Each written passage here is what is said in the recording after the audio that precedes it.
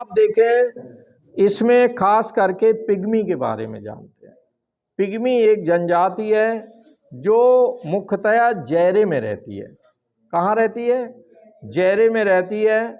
इनका कद जो है नाटा होता है, कद में लंबे नहीं होते हैं। और भोजन ये कच्चा मांस, फल, कंदमूल वगैरह ये सब खाते पीते हैं। ठीक है, हाँ।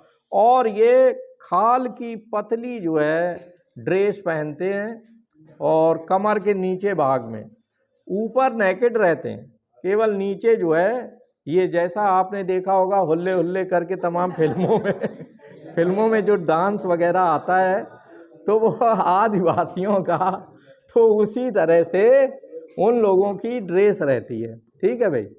इसके अलावा आप देखें निवास अस्थायी रहता है, एक जगह नहीं रहते। जब मन होता है उठाते हैं अपना डेरा और निकल पड़ते हैं।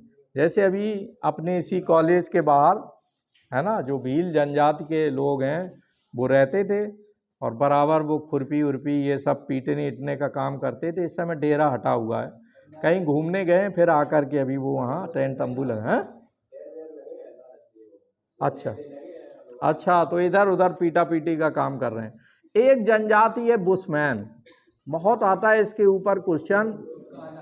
बुशमैन दक्षिण अफ्रीका के कालाहारी मरुस्थल में रहते हैं। कहाँ रहते हैं? कालाहारी मरुस्थल में रहते हैं। और इनका भोजन एक प्रकार की दीमक खाते हैं। क्या खाते हैं? हाँ, दीमक। कौन सा पक्षी खाता है? तीतर बटेर। ये ज़्यादातर जो है दीमक को खाते हैं। लेकिन ये जनजाति, इनका स्वादिष्ट भोजन है दीमक, है ना। तो आपसे पूछा जाए वो कौन सी जनजाति है जिसका स्वादिष्ट भोजन जो है दीमक है, तो बुशमैन है ये, है ना। और इसको ये बुशमैन्स राइस कहते हैं, इसको चावल कहते हैं, है ना। और उसमें जाहिर है ना। और वैसे इसके अलावा मांस, शहद, छोटे छोटे कीड़े, है ना, ये सब खाने में इनका बहुत ज़्यादा शौक रहता है।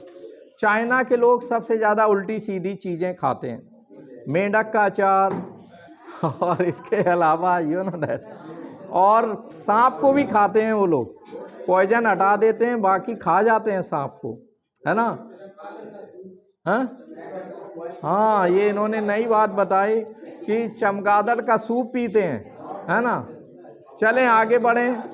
अब जो जनजाति बहुत चर्चा में रहती है, जिस पे क्वेश्चन बहुत पूछे गए, एस्किमो के बारे में। एस्किमो जनजाति कनाडा और जो खास करके ग्रीनलैंड में ऊपरी हिस्से में रहती है ना।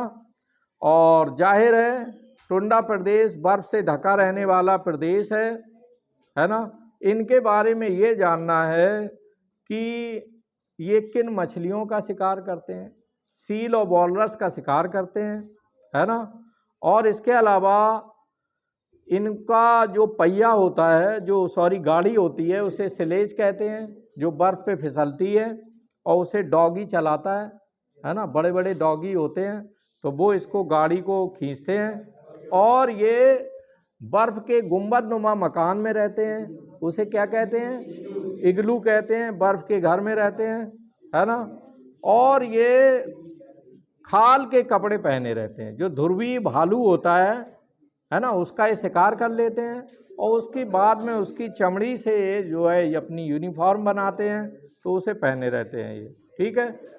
और ये जिस नाव का प्रयोग करते हैं उसका क्या नाम है? ये भाई समुद्र में उतर जाते हैं, सील वॉलरस का शिकार करते हैं, तो जिस नाव को ये चलाते हैं उसको कायक कहते हैं। कायक, नाव का नाम लिख लो। एस्किमो जिस नाव का इस्तेमाल करते हैं उसको वो कायक कहते हैं, KAYK, कायक। ठीक। फिर एक जनजाति है बद्दू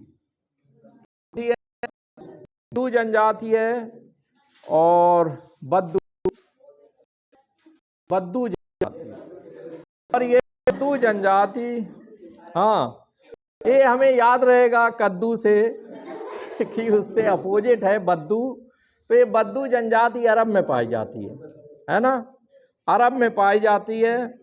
और ये जो है हमद और नेपद मरुस्थलीय क्षेत्रों में रहती है। और एक बड़ी बात बता दें कि इसी बद्दू कबीले की एक महिला थी जिनका नाम था दाई हलीमा। उन्होंने हज़रत मोहम्मद साहब का बचपन में पालन पोषण किया था। अरब में ये रिवाज था कि बच्चा जहाँ थोड़ा छोटा होता था तभी इनको बद्दुओं को दे दिया जाता था, तो फिर ये पालन पोषण करते थे और जब बच्चा 4 और 5 साल का हो जाता था तो वो वापस ला करके माँ बाप को सौंप देते थे। ठीक है, तो अगर पूछ दिया जाए, हालांकि नहीं जाएगा, कि दाई हलीमा है ना, और हज़रत मोहम्मद साहब बहुत उनका रिस्पेक्ट करते थे, और जब कभी दाई हलीमा आती थी, जब वो बड़े हो गए, इवन वो पॉलिटिकल हेड और रिलीजियस हेड बन गए, तो बहुत सम्मान करते थे, है ना।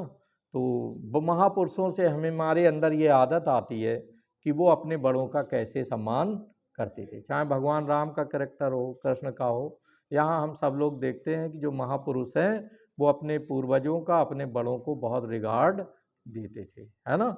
जैसे भगवान राम की जगह अगर हम होते तो कैकई के साथ, या जिस माँ ने 14 वर्ष के लिए जंगल भेजा हो, तो जाहिर है हम उधर देखते भी नहीं कि कैकई रहती कहाँ है ना।